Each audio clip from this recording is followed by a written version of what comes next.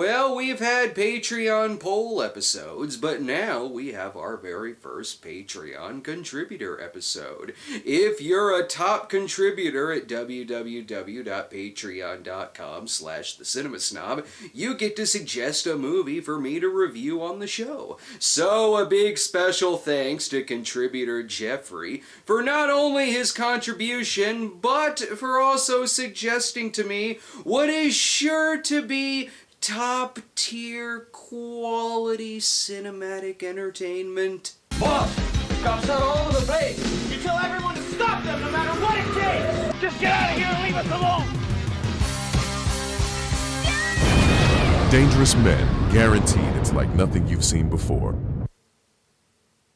Oh, Jeffrey, I am very disappointed. So Dangerous Men is a rape revenge film from Iranian director John Rad. Because Tommy Tubular was fucking busy that day. Actually, John Rad's real name is John Rad. After fleeing Iran in 1979 as an architect and filmmaker, Dangerous Men was set to be his first American action film, with production starting in 1984, although work on the film would continue over the next 2 decades before ultimately getting an official release in 2005. But why say more about the film when the box cover already tells you everything you need to know about the film? The holy grail of holy fucking shit. Why the fuck would you shit in a grail? Well, it's a good thing I already own a copy of this. Apparently, I have everything in my jacket. It's this Action Max Hydro Sub 2021. What the fuck is that? So let's find out what constitutes a holy grail of holy fucking shit.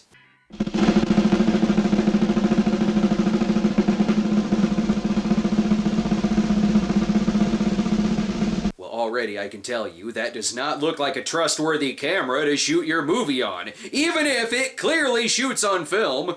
Best be careful, these titles cause explosions. Good thing there's water there to put it out. It may say John S. Rad here, but for everything else, it's just John Rad, and I do mean everything else. Writer, director, music, executive producer. Hell, I think he may even be playing the waves. I don't know who this guy is, but if he gets 10 more people, he can reenact an Ocean's 11 poster. Whoever this is, he likes to walk.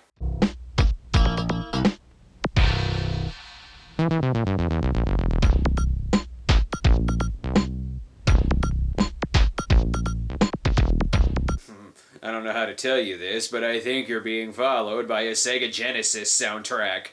Say, things are picking up for this random guy.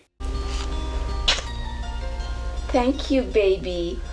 It's beautiful. Well, if you really want to thank her, stop kissing her with sandpaper. What the hell was that sound effect? David with his girlfriend, not that that matters, because now we're with 2 completely different people. And it's, distracting. I love you so much, Mina, that sometimes it scares me. So many things that I want to say, but I can't say them because the minute I start to open my mouth, they sound stupid. Actually, every time you open your mouth, suddenly we can hear the difference between your audio being muted and the background noise coming in. Who made that brilliant editing decision? Was it the guy who's credited for everything else? I forget. Is it the gold or silver anniversary where you're supposed to make out in the eye of a tornado? So the editing is weird, but maybe the story is paced well?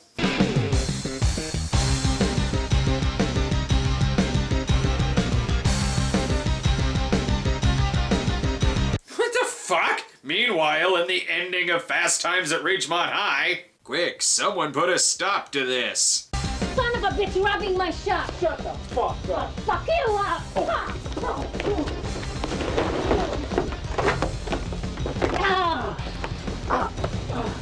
Wow, those years of playing tag on the playground really paid off. Okay, bitch, you were asking for it.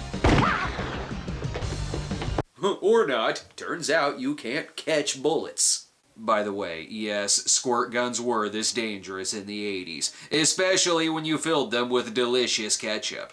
I'm starting to think this movie is very random. Bring your hands down. Daniel, come in, please. Hi, Mina. These are for you. Oh, thank you. They're beautiful. What the fuck is going on here? An establishing shot of the city during the magic hour. The best way to distract audiences in the 80s. And we're back to the tornado again. Now he's busy filming his half of the Godfrey Ho cut and paste footage, if need be. This is Mina and a guy who's about to be dead. Wait, what do they have to do with anything? Be careful on the way home, okay? And I'll see you soon. Okay. See you then, my favorite brother. Yes, thanks for that. Now, not only do I know that he has a brother, but he has a favorite one, too. How is this guy his favorite anything? Look at that ocean over there. Isn't it absolutely beautiful?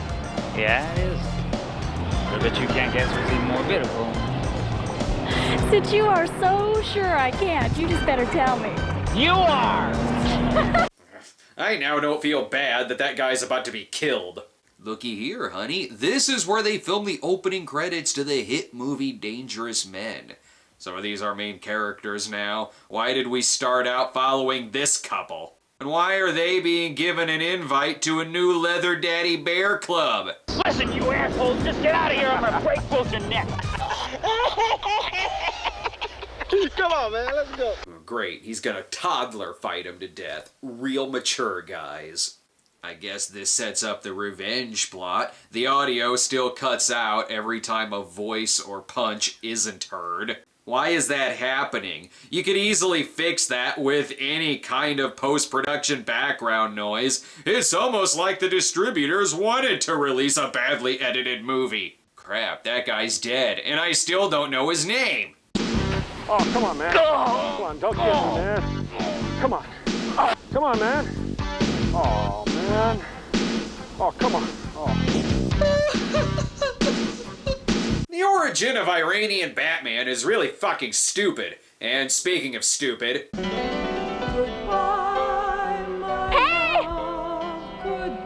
Hey, you! Wait! It's a fucking musical now? Don't worry, it still gets even more stupid. Hey, Tiger. Why don't you take me with you? What, are you crazy? You heard me. I mean it. I'm free now! What? Can you give it 5 minutes before going all I spit on your grave? Hell, even the worst revenge movies usually break for a funeral. The killer actually takes her on a date. I know what that back pocket bandana means. He's into girls who are turned on by their fiancés being killed in front of them. Why is he not suspicious? You know something, Tiger? You really turn me on. I gonna rise out of you myself. I think she might have some ulterior motives on going out on this date. How does that stupid biker not see through this? Yes, lick that ketchup off the knife while she jumps in the shower. Blah, I could say something about that barrel belly, but I'm mostly impressed that his tidy whities don't have shit stains. This is gonna get weird. I just have that feeling. At the same time, lick my belly button. That doesn't seem to be an issue. It's probably not the first time this guy's had a mouthful of lint. Oh, and the guy's dead now. This actually has nothing to do with him killing her fiancé. He just used too much teeth during his belly button job. He's not used to pleasing outies. You'll have to forgive me. I was a little distracted during the next set of scenes because the repetitive soundtrack does not stop playing.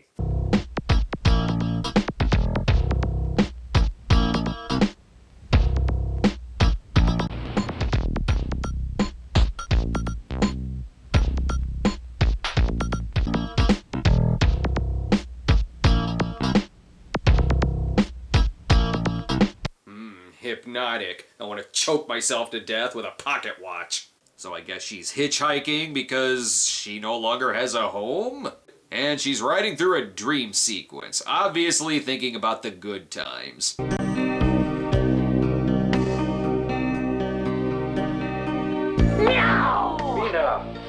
And then she went to go shit in her litter box. Yes, hitchhiking. I see this going well. Why should I pass up this kind of an opportunity? She's God's gift to a hand-picked husband. I must admit, not the greatest Chevrolet tagline ever, but it picked up the mustachioed rape guy demographic. While she doesn't cut his dick off, she does send him running through the desert naked. Inconvenience, that'll show him. And then Mina goes off to... Wait, why are we still following this guy? Is he our new main character now? Whatever happened to these two? Von Kaiser really did lose everything after his loss to Little Mac. Good, now we're getting back to Mina's revenge story. Da ra rum dum dum dum dum da ra ra ra rum. Never mind, we get to see the guy naked dance as if he's reviewing Nudist Colony of the Dead. This screenplay is like someone hit it with a bat, and this is the result of the concussion. It's the movie equivalent of seeing stars above your head. Just look at this next scene. Innocent-looking kid like that made a fool of me. And maybe you are an old fool. What am I going to say to anyone in my family who sees me, or anyone else who sees me? That someone stole my clothes? I won't believe that. The rapist monologues shut down after only one show, probably due to the stage smelling like ball sweat. And the fact that it was called the rapist monologues. So now she's talking to her brother or friend? I love you, Dad. Oh, my mistake. It's her father. I forgot that he was clearly 2 years old when she was born. And so what was with that flirty meowing shit? Hey, David's back. He's a cop who is also trying to find the rape bikers. He's very important since he has no lines in this scene. And I think we have even more characters. I love you, baby, but I'm a cop. I have no control over my time. Baby, you would make time if you love me. I want you today. Who the fuck are you two? And again, why do they all look like Richard Harrison is listening in to their calls? Mina has some downtime, so she picks up a hooker, I think. Hard to tell who hookers were in the 80s, since everyone had bedhead. So why did Mina pick her up? You see, I want to be one of the girls of the night, but I don't know anything about it. So I really need your help. Well, that's easy. Upside is your lesson's only about 5 seconds long. Downside, you're a meth head now. Great, now we have to hear the hooker's monologue. I could be killed at any time. Any place. Please. Stop trying to act in this movie. And at least you're not working for this guy.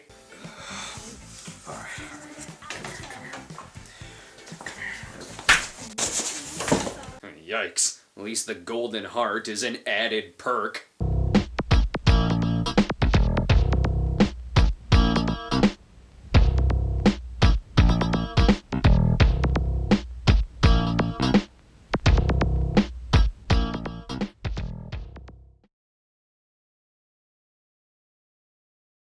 At this point, who needs dialogue when you have funky music?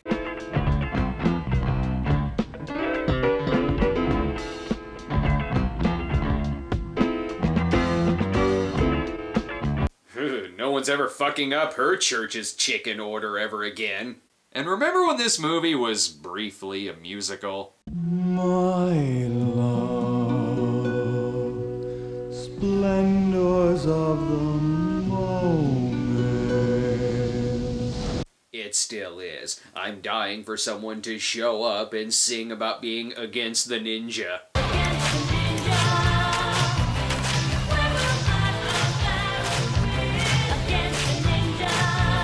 At least Miami Connection knew how audio worked. Kinda. Gee, did this movie take a long time to make? I can't tell by the fact that her hair is growing longer and longer by the minute. The moral here is, Don't hitchhike. Everyone out there is a rapist who wants to kill you. But on the bright side, someone's there to kill them first. She gets rid of the body by putting him in the backseat of Toonce's the Driving Cat's car. Ooh, I see we've gone back in time to 1974 for this shot. I figured a guy named John Rad would also have a time machine. At this point, I think she's just killing anything that moves. For Christ's sake, leave some room for Bronson! While this isn't the worst Stan Lee cameo I've ever seen, thanks Yoga Hosers, I'm still distracted by the audio. Well, you're too close to the case. That claim is in charge. That's no answer. My brother was murdered. His fiancée is missing. What do you want me to do, sit on my thumbs and wiggle my toes? Hey, maybe you should put down the phone and just listen to the tape recorder that's clearly playing in your office. So I guess someone out there is known as the mysterious tramp murderer? Or he just goes around killing Charlie Chaplin impersonators? What do the cops have to say?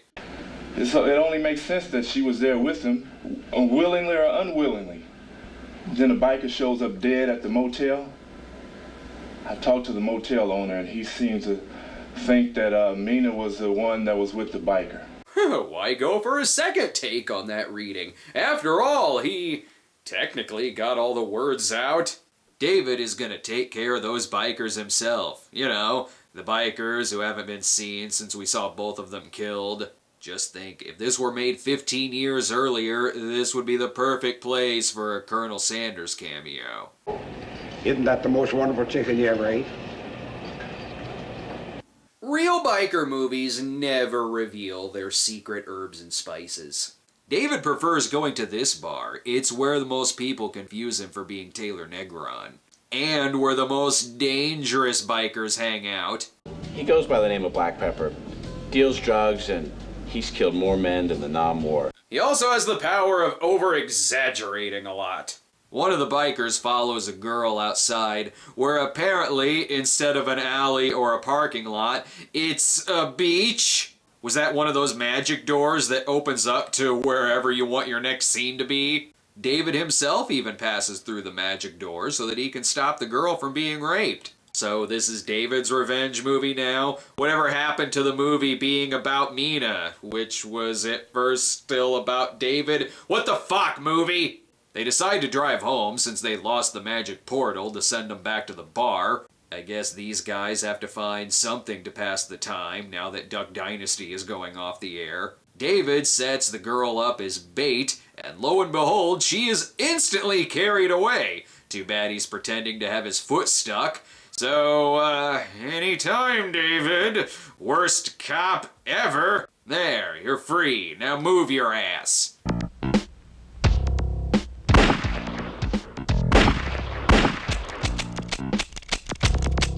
Damn, all those sound effects missed him. Better try bullets next time. David puts the bastard under arrest while the movie has other priorities.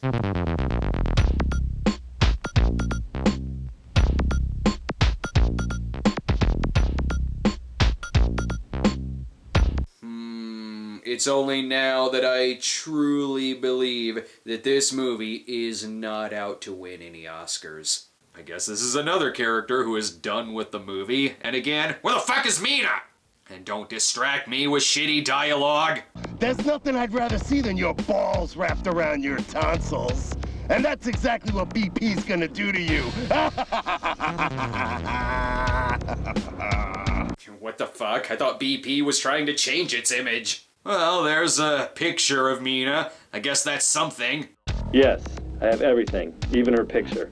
Yes, sir. I already have my men combing the county, in the air, and on the ground. Good work. Thank you, sir. We'll get her. Hey, as long as you don't film the actor's lips moving, you don't have to worry about dubbing.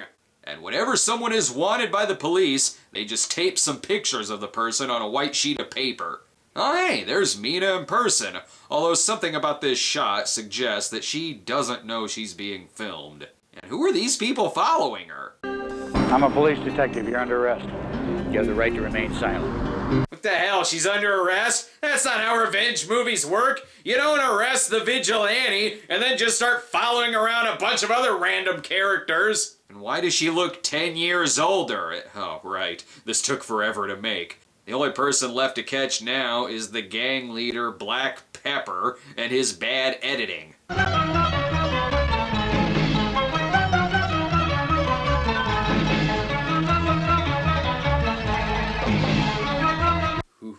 Say, I really want to eat at a Planet Hollywood now. I don't know who set up this camera in Bret Michaels' trailer, but I want out of here now. Especially before this scene starts.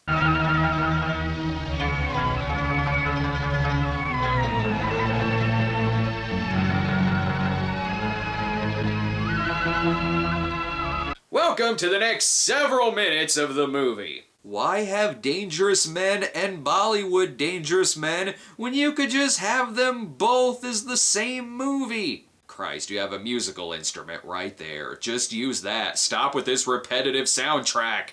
Anything to prevent this sex scene.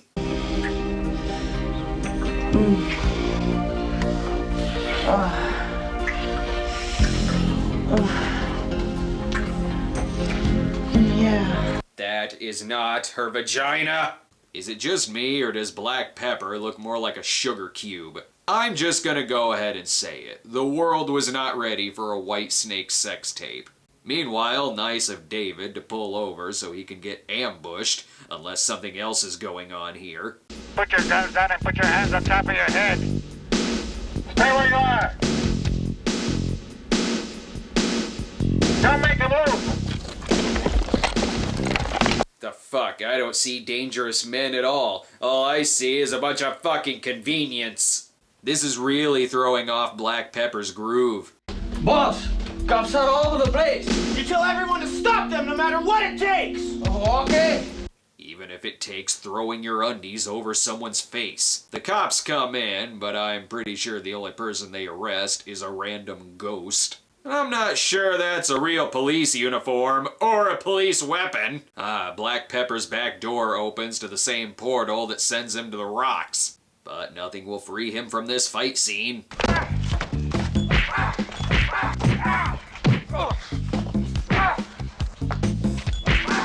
Oh, come on. He just won those sunglasses at a Chuck E. Cheese. And are they repeating the same sound effects?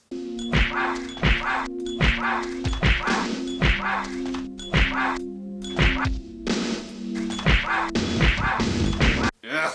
Well, on the plus side, they're not muting the movie between sentences anymore. There is truly some Blair Witch-style hauntings going on here. How else do you explain Black Pepper fleeing, then magically appearing in front of the cops again, then transporting out in the middle of nowhere? Oh, and Stan Lee as Indiana Jones is our main character now.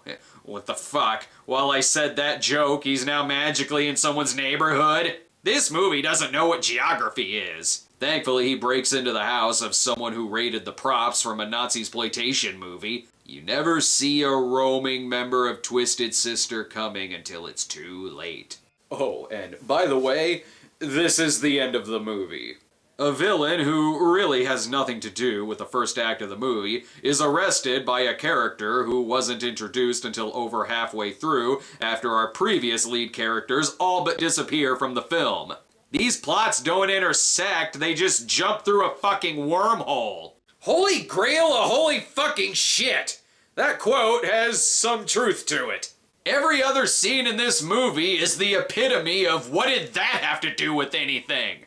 While the film had an extremely limited run in Los Angeles in 2005, bringing in a total of $70, the film received a giant cult following when given a re-release by Draft House Films, complete with this DVD and Blu-ray double set. Sadly, the film's auteur John Rad didn't get to witness his film gain an audience, as he passed away from a heart attack in 2007. But somewhere he is up in the sky and smiling down on us because his movie has given joy to lovers of truly what the fuck cinema.